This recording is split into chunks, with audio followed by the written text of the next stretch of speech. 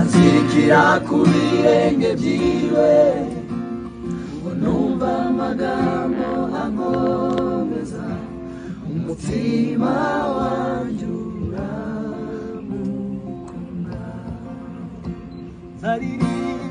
Nzaririmbisha impundu nyinshi agakiza ke kamuyabi,